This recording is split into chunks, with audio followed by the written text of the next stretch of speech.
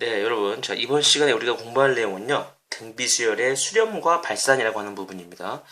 자, 그러니까 이 등비수열이 수렴하느냐, 발산하느냐의 질문에 답을 하려면 결국 이걸 조사해 봐야 된다는 얘기예요.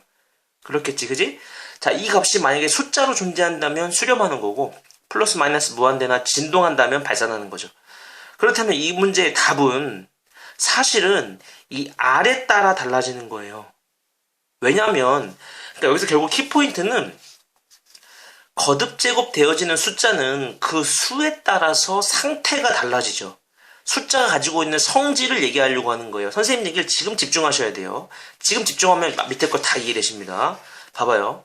숫자는 R이라고 하는 그 숫자는 1보다 큰 숫자, 이를테면 2 같은 녀석은 계속 거듭 제곱하면 할수록 점점 숫자가 커지죠.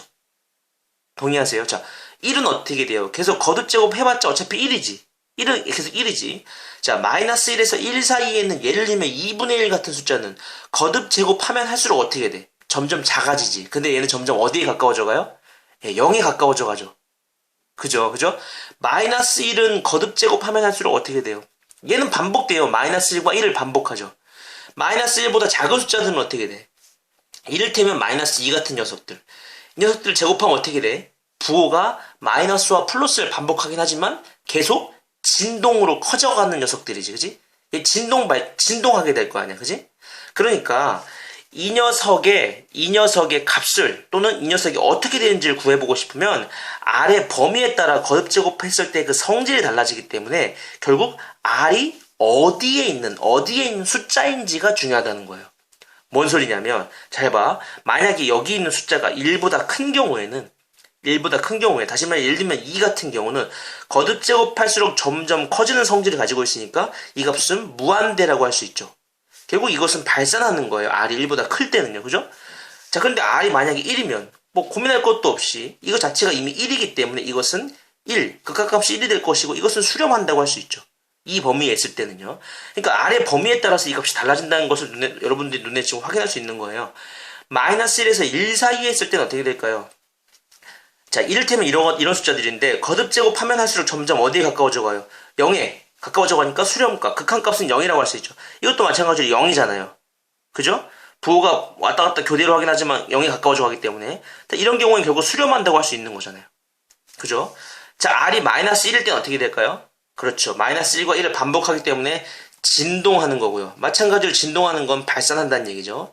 이것도 마찬가지. R이 마이너스 1보다 작을 때는 예를 들면 마이너스 2 같은 녀석은 부호가 교대로 마이너스 1과 1을 반복하기 마이너스와 플러스가 교대로 나타나긴 하지만 숫자 자체가 커지기 때문에 예를 들면 이런 느낌이잖아, 얘들아. 그지? 이거 우리 이거 발산 시간에 배운 뭔 소리인지 알지? 그지?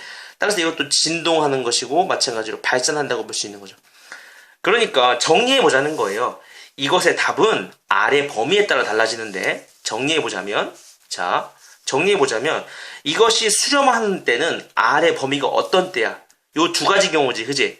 요 두 가지 경우니까 어떤 때? R이 요 경우, 다시 말해서 마이너스 1보다 크고 1 이하일 때는 이거 수렴한다고 볼 수 있고요. 그 다음에 그 외의 경우, 이런 경우들에 대해서는 R이 리미트 n이 무한대로 갈 때 R의 n제곱, 이 형태는 발산한다고 볼 수가 있는 거예요. 그러니까 예를 들면 이런 문제가 나오면 이제 고민하지 말고 거듭 제곱 되어지고 있는 이 숫자의 범위를 보라는 거야. 얘가 지금 마이너스 1보다는 크고 1 이하잖아. 근데 이건 당연히 뭐 하는 거야?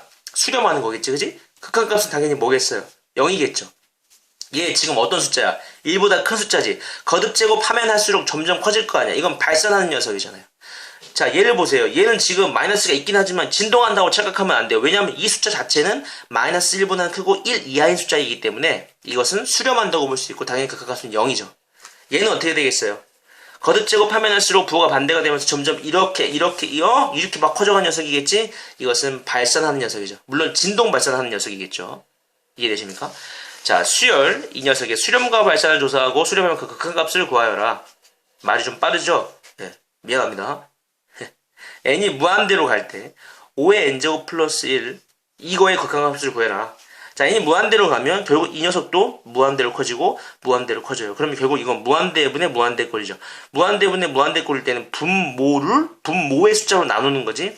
따라서 선생님은 여기서 가장 큰 놈 5의 n제곱으로 다 나눌 거예요. 5의 n제곱으로 얘를 나누면 1이고요. 5의 n제곱으로 얘를 나누면은 5분의 1의 n제곱이 되겠죠? 그렇죠?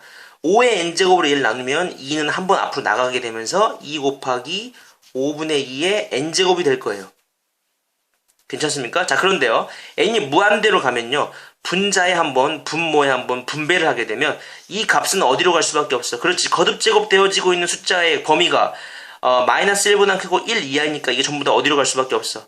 이것도 0으로 가고 이것도 0으로 갈 수밖에 없겠지. 자, 그러니까 답은 뭐가 되겠니? 1분의 0이 되니까 결국 그 값은 0이라고 할 수가 있는 겁니다. 무한대분의 무한대 꼴일 때는 분모에서 가장 큰, 밑이 가장 큰 놈으로 나눠주면 된다는 거예요. 이해되십니까? 자, 여기까지입니다.